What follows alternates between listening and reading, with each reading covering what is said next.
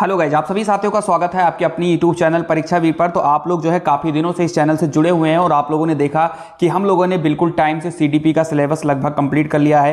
EVS का syllabus हम लोगों ने लगभग कंप्लीट कर लिया और जो जो टॉपिक बचे हैं उनको हम लोग बस 1 से 2 दिन में हम लोग कंप्लीट कर देंगे। उसके बाद हम लोग मैथ्स की पेडागोजी स्टार्ट करेंगे और प्रीवियस ईयर के पेपर सॉल्व करेंगे और बेहतरीन क्वेश्चन प्रैक्टिस करेंगे जो आपके सीटेट 2022 में आ सकते हैं। आज हम लोग बात करने वाले हैं चोमस्की का सिद्धांत, जो सीटेट का सबसे फेवरेट टॉपिक है। और यहां से जो है आज आप एक तीर से 4 निशाना करेंगे। एक तीर से 4 निशाना मैंने क्यों बताया? क्योंकि ये जो चोमस्की का सिद्धांत है ये भाषा विकास का सिद्धांत है और आपको पता है कि ये सीडीपी का तो पार्ट है। ये सीडीपी में तो यहां से क्वेश्चन आते ही आते हैं।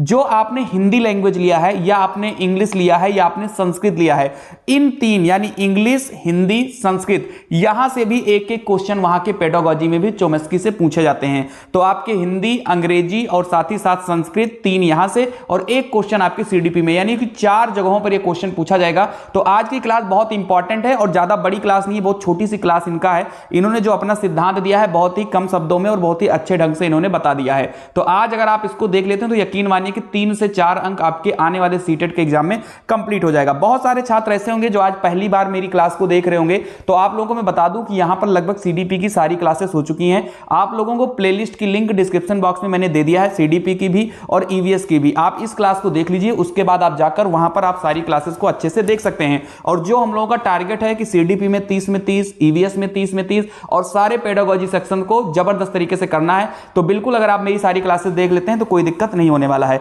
चलिए स्टार्ट करते हैं आज की वीडियो को। सबसे पहले हम बात करते हैं चोमस्की के सिद्धांत के बारे में। तो सबसे पहले हम बात करें, नोम चोमस्की द्वारा इस सिद्धांत का प्रतिपादन वर्ष 1959 में किया गया था। उनके इस सिद्धांत के अनुसार वह मानते हैं कि बालक में भाषा को सीखने की क्षमता जन्मजात होती है, अर्थात भाषा अर्जन करने की क्षमता बचपन से ही छात्र में निहित होती है। देखो, मैं आप सभी लोगों को बता दूं, सबसे पहले तो आपको क्वेश्चन ये याद रखना है कि भाषा विकास का सिद्धांत किसने दिया था। तो आपको आंसर याद रखना है नोम चोमस्की।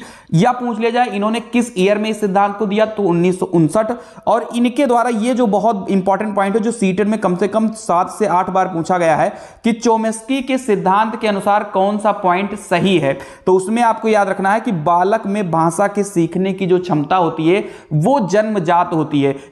जैसे हम लोग जो है, हम लोगों की जो मातृभाषा है वो हिंदी है, तो जाहिर सी बात है बच्चों को जो है हिंदी सिखाने के लिए हमें अलग से मेहनत नहीं करना पड़ता है। बच्चा जो है वो धीरे धीरे सीख जाता है। और वही बच्चा अगर मान लो इंग्लैंड में पैदा हुआ है तो उसको अंग्रेजी नहीं सिखानी पड़ेगी, वो अंग्रेजी भी अपने ही आप सीख जाएगा। या कहीं और भी अलग जगहों पर वो हुआ, जैसे पंजाब में पैदा हुआ तो पंजाबी उसको अपने आप ऑटोमेटिक आ जाएगा, उसको कहीं से और कोचिंग नहीं करवाना है। तो यही जो है नोम चोमस्की साहब ने कहा है कि जो बच्चे होते हैं उनमें जो भाषा की सीखने की जो क्षमता होती है वो जन्मजात होती है। समझ में आगे बात? ये पॉइंट आपको क्लियर हो चुका होगा। आगे बढ़ते हैं।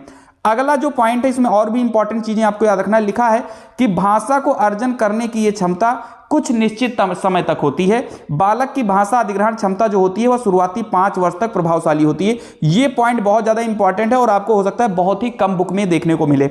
इनके द्वारा कहा गया है, चोमस्की जी के द्वारा यह कहा गया है कि जो भाषा के अर्जन करने की जो क्षमता बच्चों में होती है वो बस कुछ निश्चित समय तक होती है, बाद में वो जो है हट जाती है, वो क्षमता बाद में नहीं रहती है। और उन्होंने इसका समय दिया है 5 साल, यानी कि जो भाषा सीखने की जो क्षमता होती है वो शुरुआत के मात्र 5 साल तक होती है। उसके पश्चात हमें किसी भाषा को सीखने में कठिनाइयों का सामना करना पड़ता है। जैसे एक बात बताओ, इन्होंने बहुत अच्छी पॉइंट किया है और इससे सभी लोग एग्री भी हुए थे। मैं आपको बता दूं, जैसे मान लीजिए आप अपने मातृभाषा हिंदी आपको याद हो गई, क्यों? क्योंकि आपके घर में सभी लोगों ने जो है हिंदी का प्रयोग किया और आपने सुन सुन के आपको हिंदी आ गई। वही 5 साल बाद जब आप मान लो अंग्रेजी का कितना भी ट्यूशन आप कर लो, कितनी भी कोचिंग कर लो, आपको भले ही इंग्लिश आ जाए, बोलनी आ जाए, सुननी आ जाए, समझनी आ जाए, लेकिन आपको प्रॉब्लम होती है, आप हिंदी से बेहतर आप इंग्लिश को नहीं कर सकते हो अगर आपका 5 साल का समय अगर आपका चला गया है। लेकिन अगर यही बच्चा भी इंग्लैंड में पैदा हो और 5 साल तक लगातार वो इंग्लैंड में रहे, तो जाहिर सी बात है उसकी अंग्रेजी जो है अच्छी हो जाएगी और उसकी हिंदी जो है वीक हो जाएगी। समझ में आए बात? फिर चाहे आप जितनी हिंदी की कोचिंग करवा लो, आप दिक्कतें उनको जो है बच्चे को आने शुरू हो जाएंगी। समझ में आगे बात? तो ये चीज इन्होंने चोमस्की साहब ने कहा कि बच्चों में जो भाषा अर्जन करने की जो क्षमता होती है वो शुरुआत के 5 साल तक होती है। उसके पश्चात हमें किसी भी भाषा को सीखने में कठिनाइयों का सामना करना पड़ता है, क्योंकि उसके पश्चात भाषा को सीखने की क्षमता कम होती रहती है। समझ में आ गई बात? इतनी चीजें आपको क्लियर हो गई होंगी। आगे बढ़ते हैं। अगला पॉइंट जो चोम्स्की ने कहा है बड़ा इंपॉर्टेंट पॉइंट है और ये चीज याद रखना, चोम्स्की के अनुसार बालक में भाषा अधिग्रहण यंत्र एलईडी होता है। ये कई बार कहा गया है, बहुत बार एग्जाम में क्वेश्चन आया सीटेट में, कई बार पूछा गया है कि किस मनोवैज्ञानिक के अनुसार भाषा अधिग्रहण यंत्र यानी एलईडी जो है बच्चों के अंदर होता है। समझ में आ गई बात? तो आपका आंसर हो जाएगा चोम्स्की। क्लियर है यहां तक? जिसकी सहायता से यानी एलईडी की सहायता से वह किसी भी भाषा को तीव्र गति से सीख पाते हैं। यह यंत्र हमारे दिमाग का एक भाग होता है जिसे निकाला या देखा नहीं जा सकता है। यह प्राकृतिक क्षमता की देन होती है। सामान्य शब्दों में कहें तो इसे गॉड गिफ्ट के रूप में देखा जा सकता है। समझ में आई बात? यहां से यह पॉइंट पूछा गया है कि किस मनोवैज्ञानिक के द्वारा यह बताया गया है कि बच्चों के अंदर भाषा को सीखने के लिए एलएडी होता है। याद रखिएगा, जिसको फुल फॉर्म होता है भाषा अधिग्रहण यंत्र, याद रखिएगा, ठीक है। और यह यंत्र जो है ऐसा नहीं कि हम लोग उसको देखेंगे एक बड़ा सा कोई ट्रांसफार्मर जैसा आपके दिमाग में रखा है, ऐसा कुछ नहीं है। उसको हम ना देख सकते हैं ना हम उसको निकाल सकते हैं, लेकिन वो आपके दिमाग के अंदर होता है। ऐसा जो है नोम चोम्स्की साहब ने बताया है और ये बताया कि ये जो है बच्चों में गॉड गिफ्टेड होता है, ये भगवान उनको देकर भेजता है। क्लियर है यहां तक? आगे बढ़ते हैं। भाषा विकास के सिद्धांत की अगर हम बात करें, इसमें आगे कहा गया है कि चोम्स्की मानते हैं कि बालक में भाषा या व्याकरण को सीखने की क्षमता जन्मजात होती है, परंतु उस भाषा को सीखने की क्षमता को क्रियान्वयन रूप वातावरण दिया जाता है। अर्थात भाषा को सीखने हेतु वातावरण और संस्कृत का महत्वपूर्ण स्थान होता है। यह भी कई बार एग्जाम में आया है कि किस मनोवैज्ञानिक के द्वारा यह बताया गया है कि भाषा को सीखने के लिए वातावरण और संस्कृत का एक महत्वपूर्ण स्थान होता है। तो आपका आंसर जो है नोम चोम्स्की हो जाएगा। बहुत ही इंपॉर्टेंट पॉइंट है। अगर आपको समझ में आ रहा है, देखो मैं अपनी वीडियोज में आपने देखा होगा, अगर आप लगातार मेरी क्लास कर रहे हो, मैं अपनी वीडियोज में ऐसी लैंग्वेज में मैं लिखता हूं कि आप खाली अगर उसको पढ़ लोगे ना तो आपको वो चीजें क्लियर हो जाएंगी, फिर आपको कहीं कुछ देखने की जरूरत नहीं है। बुक वगैरह में ये सारी चीजें दी होती हैं, बट आप बुक को पढ़ोगे तो आप कंफ्यूज हो जाओगे और आपको कुछ भी समझ में नहीं आएगी। लेकिन मेरी अगर आप वीडियोज देख लेते हो और स्क्रीनशॉट लेकर के आप थ्योरी पढ़ लेते हो तो आपको कहीं भी और कुछ देखने की जरूरत नहीं पड़ेगी, क्योंकि मैं बहुत मेहनत करके आप सभी लोगों के लिए कंटेंट तैयार करता हूं। और आपसे सिर्फ इतना मांगता हूं कि आप वीडियो को लाइक कर दिया करें। जो भी आपके आसपास के जो लोग हैं, आपके साथ किसी ने भी जाहिर सी बात है बीएड किया होगा, आपके साथ में लोगों ने बीटीसी किया होगा, आपके साथ में बीएसटीसी किया होगा, जेबीटी किया होगा, तो आप लोग क्या है उन सभी साथियों को आप वीडियो शेयर कर दीजिए, ठीक है। बहुत पुण्य का काम होता है ये। अगर आप किसी का भला करोगे तो भगवान आपका भी भला करेगा। और आप जाहिर सी बात है 120 नंबर अगर आप टारगेट किए हो तो 125 नंबर आपका वहां पे हो जाएगा, क्योंकि 5 नंबर आपके तुक्के भी लग जाएंगे अच्छे से। समझ में आ गई बात? दोस्तों को भी आप शेयर कर दिया करिए। चलिए आगे बढ़ते हैं। यहां पर इंपॉर्टेंट पॉइंट है कि चोम्स्की के अनुसार छात्र भाषा को अधिग्रहण करने हेतु 2 स्तरों का उपयोग करता है। एक है सतही संरचना और एक गहरी संरचना। इनके बारे में बहुत आराम से पढ़ेंगे, बहुत इंपॉर्टेंट पॉइंट है, ठीक है। अगर आपसे पूछा जाए कि जो चोम्स्की हैं उन्होंने भाषा को अधिग्रहण करने के लिए कितने स्तर बनाए हैं, तो आपका आंसर हो जाएगा 2 स्तर। एक होता है सतही संरचना और एक होता है गहरी संरचना।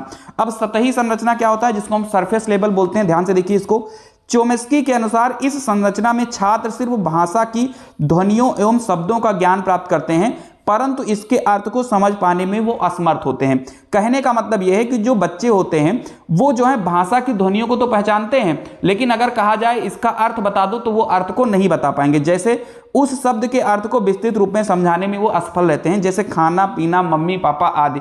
समझ में आ गई बात? जैसे खाना अभी कहा गया तो बच्चों को पता है कि खाना बोला जाना है, पानी बोला जाना है, मम्मी बोला जाना है, पापा बोला जाना है। वो बच्चे बोल तो लेंगे, लेकिन अगर कहा जाए कि मम्मी कौन होती हैं, पापा कौन होते हैं, खाना क्यों खाते हैं, पानी क्यों पीते हैं, तो भाई बच्चे नहीं बता पाएंगे। ये बात बिल्कुल क्लियर है। तो उनको जो है शब्द जो है उनको पता तो है, भाषा की ध्वनियों शब्दों का तो ज्ञान होता है, बट वो उनको अच्छी तरीके से जो है एक्सप्लेन नहीं कर पाएंगे। यही जो है सतही संरचना है। उम्मीद है कि आपको इस सतही संरचना के बारे में अच्छे से क्लियर हो गया होगा। कंफर्म है यहां तक? चलिए अगला देखते हैं जो हमारा है गहरी संरचना। चलिए, तो गहरी संरचना जिसको आप डीप लेवल बोलते हो, इसमें क्या होता है, इसमें बालक शब्दों एवं ध्वनियों के अर्थ को समझने लगता है और उसकी विस्तृत व्याख्या करने में समर्थ हो जाता है। जैसे अगर अब आप कहोगे कि बताओ मम्मी कौन है, तो आप बता ले जाओगे मेरी मम्मी है, ठीक है, मेरे भैया की मम्मी है, ठीक है, ये मेरे पापा की वाइफ हैं। ऐसा करके बच्चा जब बड़ा होता है तो बता ले जाता है कि मम्मी कौन है। समझ में आई बात? खाना हम क्यों खाते हैं तो बता ले जाएगा खाना से हमें ऊर्जा मिलता है, ये सारी चीजें।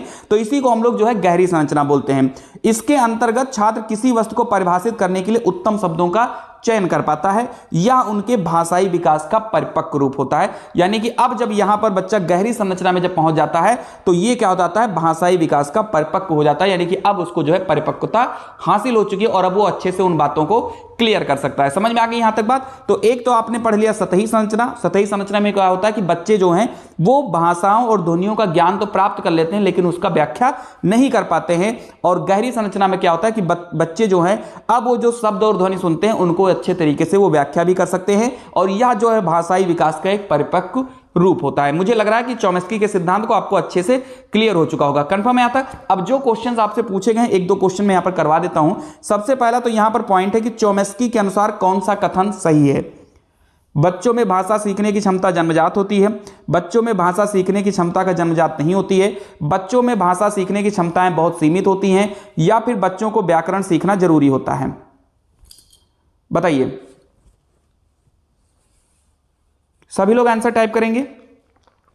इसमें से कौन सा कथन सही है चॉम्स्की के अनुसार?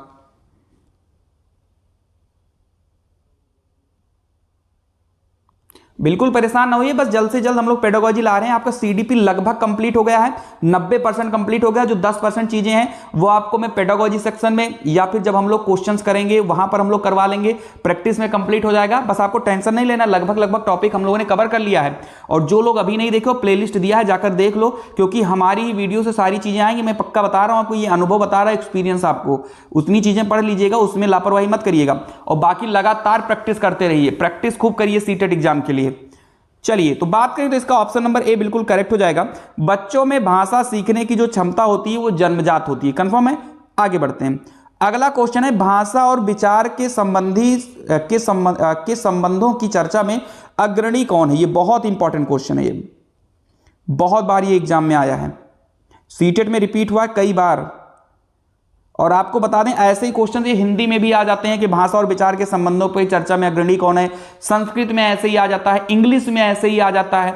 तो कुल मिलाकर आप जो भी आप जाओगे वहां पर आपको लैंग्वेज वाले में भी ये मिल जाएगा। तो सीडीपी का तो पार्ट है ही है, साथ ही साथ आपके सीटेट में हिंदी में भी चॉम्स्की आ जाते हैं, और आपके जो है संस्कृत में आ जाते हैं, इंग्लिश में आ जाते हैं। इन सभी जगहों पर भी आप चॉम्स्की को देखने को पा जाएंगे। तो भाषा और विचार के जो संबंधों की जो चर्चा है वो चॉम्स्की ने किया था।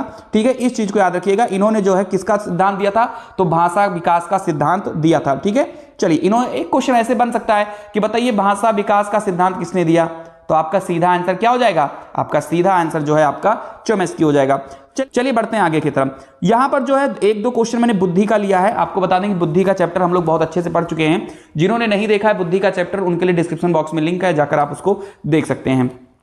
बिल्कुल सीडीपी की प्लेलिस्ट है, उसमें मिल जाएगा आपको। बुद्धि का बहुकारक सिद्धांत किसने दिया? बहुत बढ़िया, आंसर बताइए सभी लोग। चलिए, तो बुद्धि का जो बहुकारक सिद्धांत है वो थॉर्नडाइक ने दिया था, और थॉर्नडाइक इसमें ऑप्शन में है नहीं, तो इसका आंसर हो जाएगा इनमें से कोई नहीं। याद रखिएगा, बहुत इंपॉर्टेंट पॉइंट है। एक अगला क्वेश्चन करते हैं, बुद्धि का तरल मोज़ेक मॉडल किसने दिया था? यह भी काफी ज्यादा इंपॉर्टेंट है आपके एग्जाम के लिए। बुद्धि का तरल मोज़ेक मॉडल किसने दिया? जीन पियाजे, बिने, हार्वर्ड गार्डनर या फिर कैटल? बहुत बढ़िया,